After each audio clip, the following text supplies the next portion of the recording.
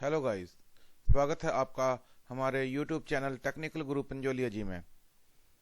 जैसा कि आपको विदित है, हम आपको आईटीआई के इलेक्ट्रिकल ट्रेड के बारे में भिन्न भिन्न चैप्टर्स यहाँ पर बता रहे हैं।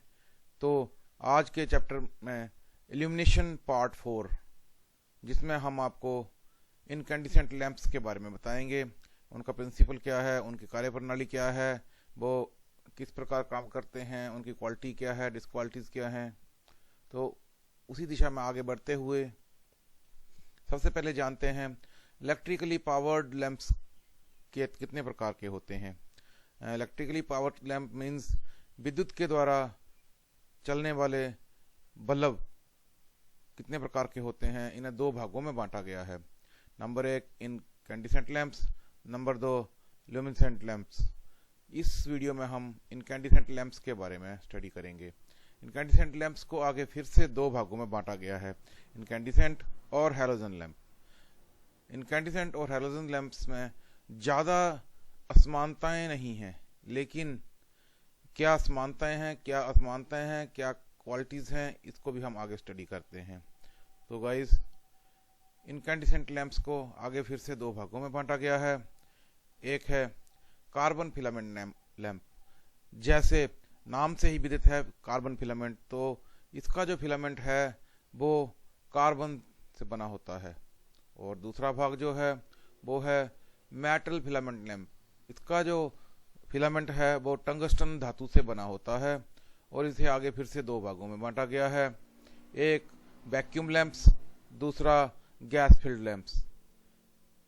और ये जो लैंप्स हैं, इनको अलग अलग वाटेज के रूप में प्रयोग किया जाता है। अलग अलग काम हैं इनके, क्या क्या काम करते हैं, इनको हम आगे स्टडी करेंगे बड़ा ही डीपली। इसके पश्चात आता है हैलोजन लैंप। हैलोजन लैंप में हैलोजन इनकैंडिसेंट लैंप्स का प्रयोग किया जाता है। तो फ्रेंड्स, सबसे पहले हम इसका प्रिंसिपल क्या है, प्रिंसिपल के बारे में स्टडी करते हैं कि किस सिद्धांत पर कार्य करते हैं ये इनकैंडिसेंट लैंप्स। तो बड़े ही आराम से सिंपल फार्मूले से इसको समझने की कोशिश करें तो ये इलेक्ट्रिकल के थर्मल प्रिंसिपल पर काम करते हैं, अर्थात धारा के ऊष्मीय सिद्धांत पर आधारित हैं। प्रकाश, लाइट, रोशनी हीट एक्सट्रैक्शन या ऊष्मा उत्सर्जन से उत्पन्न होती है। क्या लिखता है ये? An incandescent bulb works on the principle of incandescent, a general term meaning light produced by heat। अर्थात हीट एक्सट्रैक्शन होती है, ऊष्मा उत्सर्जन होता है, तो लाइट जो है हीट से प्रोड्यूस होती है। In an incandescent lamp, incandescent type of bulb, an electrical current is passed through a thin metal filament।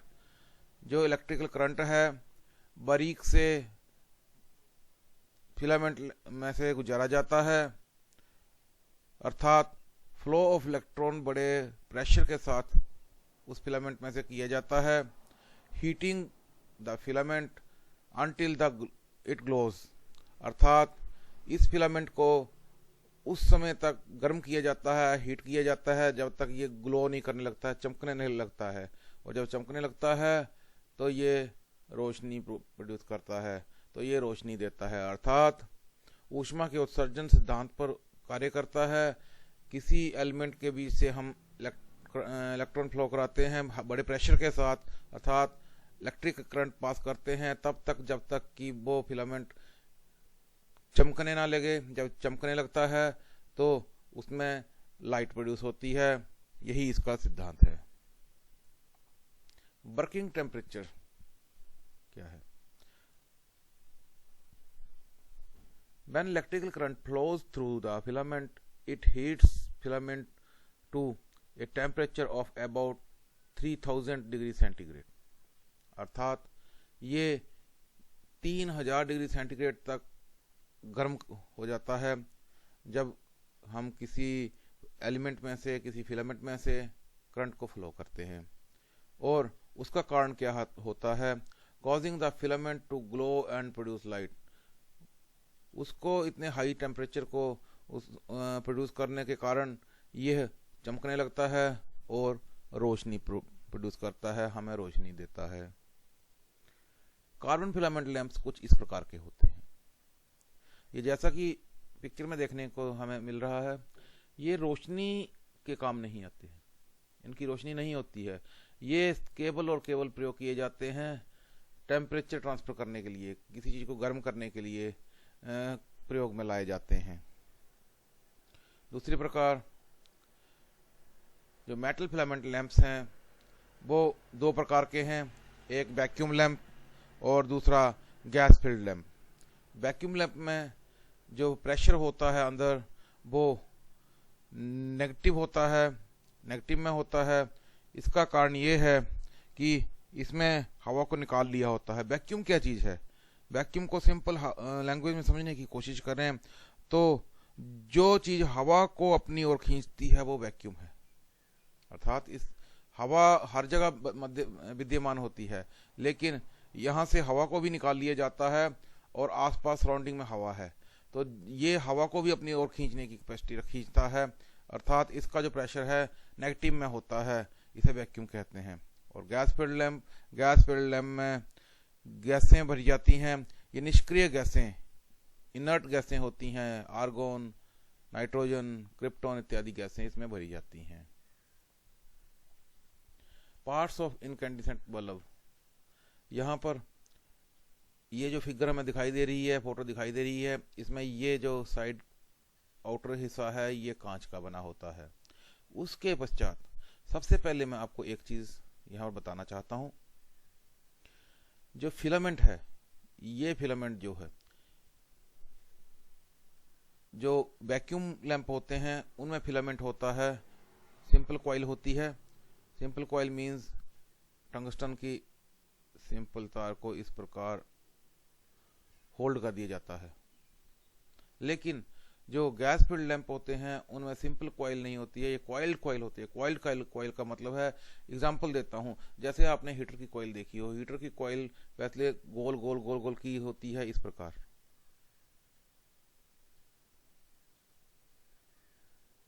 और उसके प्रकार पश्चात उसको हीटर में कॉइल को डाला जाता है। उसी प्रकार ये भी ऐसे ही की होती है, फिलामेंट की को कॉइल बनाई होती है इस प्रकार, और इसको फिर यहाँ पर इंसर्ट किया जाता है, यहाँ फिट किया जाता है। अतः ये जो है ये टंगस्टन फिलामेंट है। ये जो बीच की दो रोडें हैं ये स्पोर्ट वायर हैं, ये इसको सपोर्ट देती हैं ताकि अपने स्थान पर फिक्स रहे। साइड की दो जो ये दिखाई दे रही हैं इन्हें लीड वायर्स कहते हैं। लीड वायर्स का मतलब है, ये देखिए ये नीचे तक आ रही हैं, ये नीचे तक आ रही हैं और यहां तक आती हैं, नीचे तक आती हैं।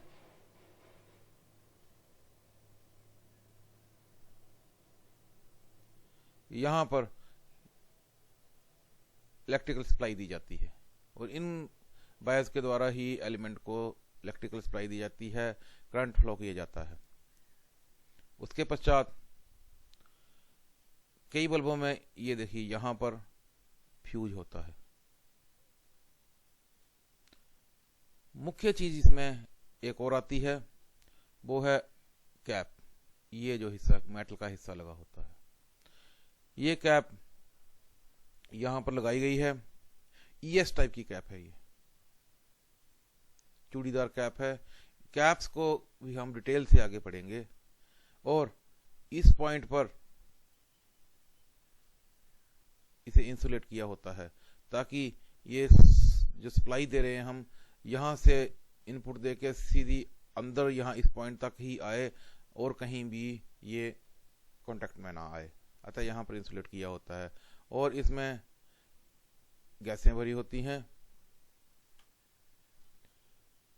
नाइट्रोजन, आर्गोन और क्रिप्टॉन गैसें भरी होती हैं। ये निष्क्रिय गैसें हैं, इनर्ट गैसें हैं, ताकि एलिमेंट सेफ रहे। अब यहां पर हम इनकैंडिसेंट लैंप्स का वर्किंग टेम्परेचर, कितने टेम्परेचर में काम करते हैं ये उसको स्टडी करते हैं। कार्बन फिलामेंट लैंप्स जो हैं 2000 डिग्री सेंटीग्रेड तक कार्य कर लेते हैं। वैक्यूम लैंप्स जो हैं 2300 डिग्री और गैस फील्ड लैंप्स 2700 डिग्री, इनमें भी थोड़ा थोड़ा डिफरेंस है, तो कार्य करते हैं। इनकी रेंज क्या है लैंप्स की?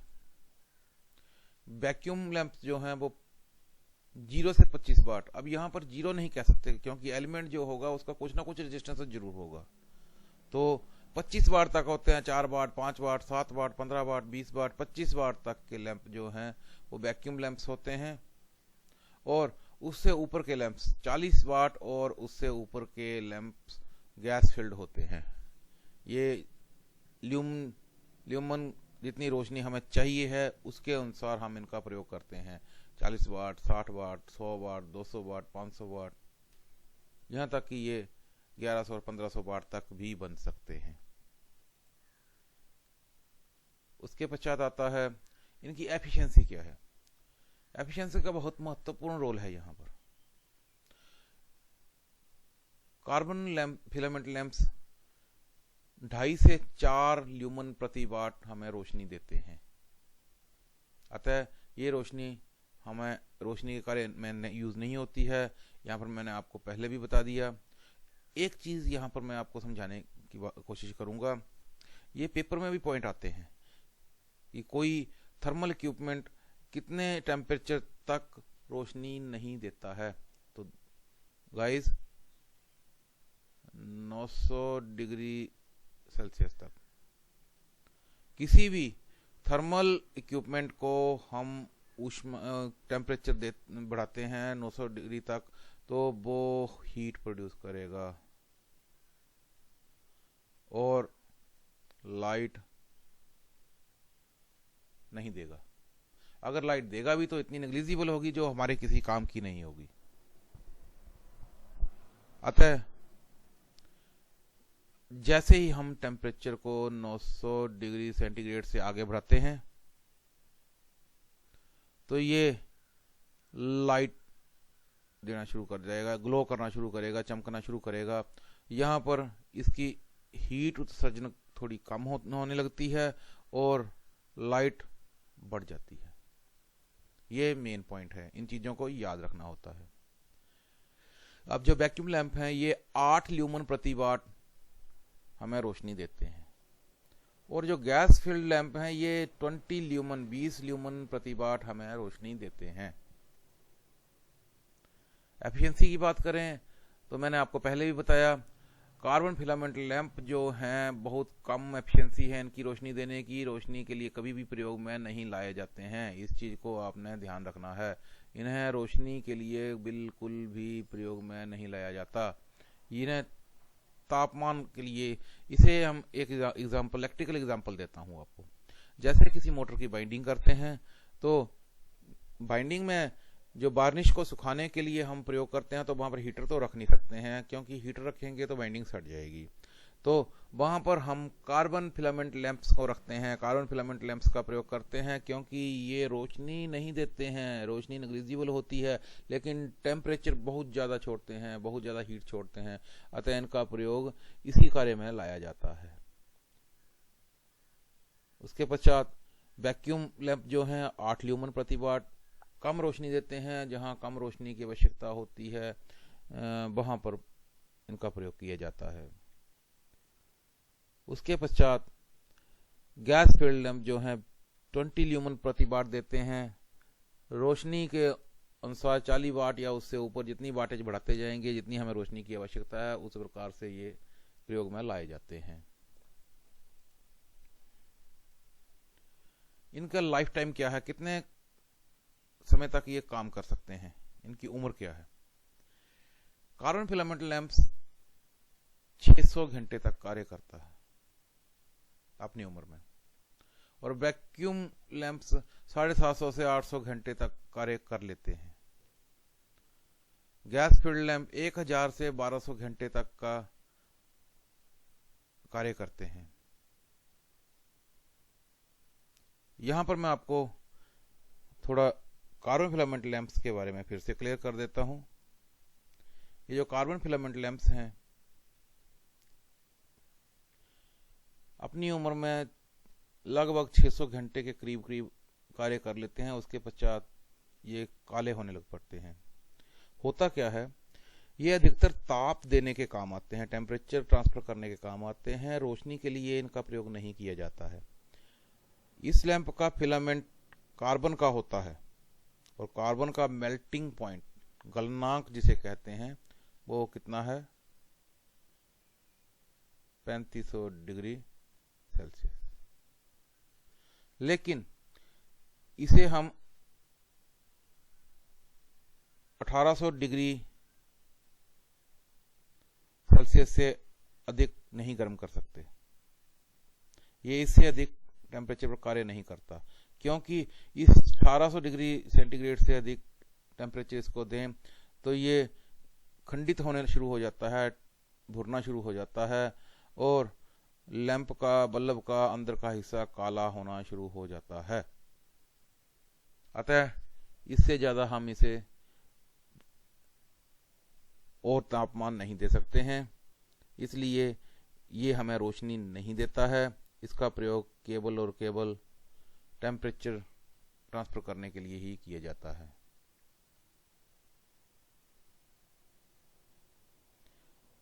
लाइट, किस प्रकार की लाइट देते हैं, लाइट का रंग क्या होता है?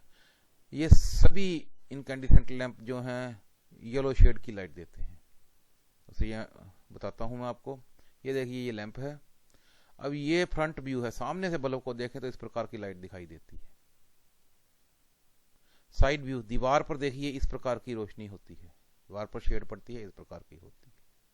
और अगर हम किसी ग्लोब में लगा दें तो ये इस प्रकार की रोशनी देता है। अब कैप्स के बारे में आपको बताया था मैंने कि कैप्स कितने प्रकार की होती है, इसे डीपली समझेंगे तो यहां पर देखिए, कैप्स दो प्रकार की होती है। बायोनेट कैप, जिसे बीसी कैप कहते हैं, आमतौर पर आपने अपने घरों में लैंप्स में देखा होगा इसे, ये बायोनेट कैप है। और Edison screw cap, ES cap कहते हैं इसे, ये चूड़ीदार कैप होती है और लैंप के वाटेज के अनुसार इसका साइज छोटा बड़ा होता है और मार्केट में इसे नंबरिंग से पाया जाता है, अर्थात E10, E12, E14, E27 ये कैप्स इसकी होती हैं। और ये ध्यान में रखना है कि ईएस कैप को इसी से देखा जाता है, E10, E12, E14, E27। जो मेटल फिलामेंट लैंप्स हैं, ये मेटल फिलामेंट लैंप्स जैसे जैसे हमारी रेंज बढ़ती जाती है, वाटेज बढ़ती जाती है, तो ये बीसी कैप की बजाय ईएस कैप में ट्रांसफर हो जाते हैं। अधिक टेम्परेचर जिनका होता है उनमें ES screw cap, Edison screw cap लगाई जाती है। अब प्रयोग क्या है? कार्बन फिलामेंट का प्रयोग आपको मैंने बड़े डीपली समझाया है। ये केवल तापमान ट्रांसफर करने के काम आते हैं, रोशनी बिल्कुल नहीं देते हैं। और जो वैक्यूम लैंप हैं, इनको हम जहां पर हमें कम रोशनी की आवश्यकता होती है, आमतौर पर हम डांसिंग लाइट्स का सर्किट बनाने के लिए भी इनका प्रयोग करते हैं। दिवाली में जो लड़ियां बनाते हैं लाइट की, उनमें भी इनका प्रयोग किया जाता है। और गैस फील्ड लैंप्स जो हैं 40 वाट से ऊपर, रोशनी के अनुसार जितनी हमें रोशनी चाहिए उस प्रकार हम इनका प्रयोग करते हैं। वाटेज के अनुसार जितनी अधिक चाहिए उतनी अधिक वाटेज का लैंप प्रयोग में लाते हैं। अब दूसरी किस्म के लैंप जो हैं यहाँ पर, ये हैं हैलोजन इनकैंडिसेंट लैंप्स। इनमें और दूसरे लैंपों में क्या डिफरेंस है? दूसरे लैंपों में सिंपल इनर्ट गैस, निष्क्रिय गैसें होती हैं, आर्गोन, नाइट्रोजन इत्यादि। लेकिन ये जो हैं, देखिए क्या कहते हैं, These also contains a tungsten filament। इनमें भी टंगस्टन का ही फिलामेंट होता है। But are filled with a halogen compound। लेकिन इनमें हैलोजन कंपाउंड फिल किया जाता है, इसलिए इसे हम हैलोजन इनकैंडिसेंट बल्ब कहते हैं। Halogen also filled a halogen compound and an inert gas krypton। इसमें क्रिप्टॉन गैस का प्रयोग किया जाता है। जहां पर दूसरे लैंपों में आर्गोन और नाइट्रोजन का प्रयोग किया जाता है, इसमें क्रिप्टॉन का प्रयोग किया जाता है। तो यहाँ पर क्या हुआ, क्रिप्टॉन गैस का प्रयोग किया जाता है और साथ में हैलोजन कंपाउंड का प्रयोग किया जाता है। This halogen compound is responsible for the phenomenon of filament regeneration which increase the service of life of the lamp and avoid them blanking। अर्थात ये फिलामेंट रीजनरेशन के फिनोमेनन से कार्य करता है।